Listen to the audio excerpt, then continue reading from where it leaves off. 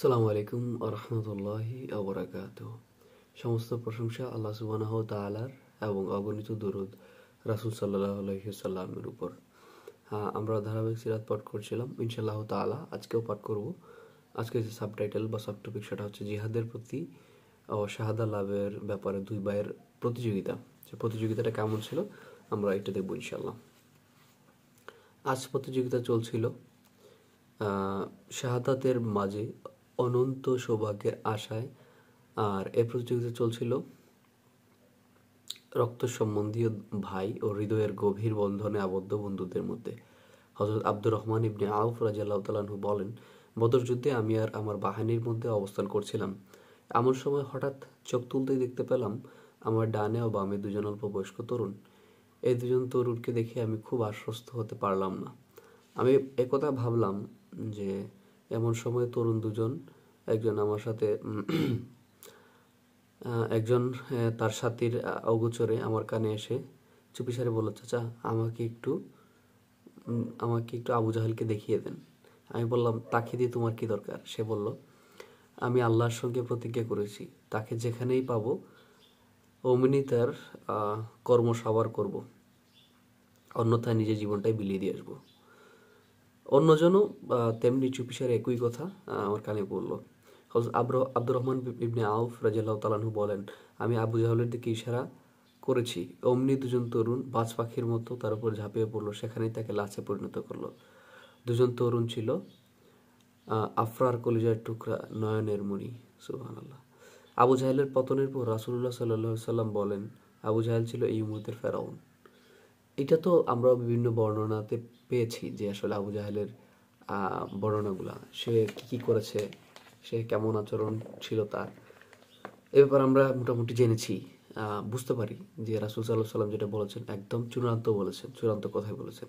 তাকে আসলে এই যুগের ফেরাউনই বলা হয়। আচ্ছা, এরপরে আমরা দেখব যে প্রকাশ্য ও নিশ্চিত বিজয়। যাবতীয় প্রশংসা আল্লাহ সুবহানাহু। প্রকাশ্য নিশ্চিত বিজয়। এই যুদ্ধে মুসলমানদের প্রকাশ্য নিশ্চিত বিজয় ও কাফের মুশরিকদের লাঞ্ছনা পরাজয়ের ভেতর দিয়ে শেষ হলে রাসূলুল্লাহ সাল্লাল্লাহু আলাইহি সাল্লাম বলেন, রাসূলুল্লাহ সাল্লাল্লাহু আলাইহি সাল্লাম বলেন যে যাবতীয় প্রশংসা আল্লাহর, যিনি তার ওয়াদা পূর্ণ করেছেন, আপন বান্দাকে সাহায্য করেছেন এবং একাই সকল দল ও গোষ্ঠীকে পরাভূত করেছেন। কুরআন মাজিদে এই আয়াতের উপর অবস্থার প্রতিনিধিত্ব করেছে এবং এটা আসলে সূরা আলে ইমরানের 130 নম্বর আয়াতে আছে। আল্লাহ বলেন, আর আল্লাহ তাআলা তোমাদের বদর যুদ্ধে সাহায্য করেছিলেন, সে সময় তোমরা ছিলে অসহায়। মাত্র 313 জন মাত্র সৈন্য ছিল, তারা হাজারের উপর ছিল। তোমরা আল্লাহকে ভয় করো যাতে তোমরা কৃতজ্ঞতা প্রকাশ করতে পারো। যুদ্ধ শেষে নিহত কাফেরদের লাশগুলো বদর প্রান্তরে গভীর কুয়াগুলোতে নিক্ষেপের জন্য রাসূলুল্লাহ সাল্লাল্লাহু আলাইহি সাল্লাম নির্দেশ দেন। নিক্ষেপ করার পর তিনি সেখানে গেলেন এবং কুয়ার প্রান্তরে দাঁড়িয়ে নিহতদের লক্ষ্য করে বললেন, ওহে কুয়ার অধিবাসী, তোমাদের প্রভু প্রতিপালক তোমাদের যা বলেছিলেন তা কি সত্য পেয়েছ? আমার প্রভু আমাকে যে প্রতিশ্রুতি দিয়েছেন তা আমি সম্পূর্ণরূপে পেয়েছি। এই যুদ্ধে কাফেরদের 70 জন নেতৃত্বস্থানীয় ব্যক্তি নিহত হয় এবং 70 জন বন্দী হয়। 140 জন টোটাল। মুসলমানদের মধ্যে মুহাজির 6 ও আনসার 8 জন শাহাদা বরণ করেন। সুবহানাল্লাহ। আমরা আশা করি আমাদের এই ভাইরা জান্নাতে যাবে ইনশাআল্লাহ। তো আজকে এই পর্যন্ত ইনশাআল্লাহ আজিজ, যদি বেঁচে থাকি আগামীকালকে কথা বলবো। সে পর্যন্ত সবাই ভালো থাকুন, আমার জন্য দোয়া করবেন। আল্লাহ সুবহানাহু ওয়া তাআলা যেন আমার মতো গুনাহগার পাপিষ্ঠ বান্দাকে মাফ করে দেন এবং নাজাতের ব্যবস্থা করে দেন।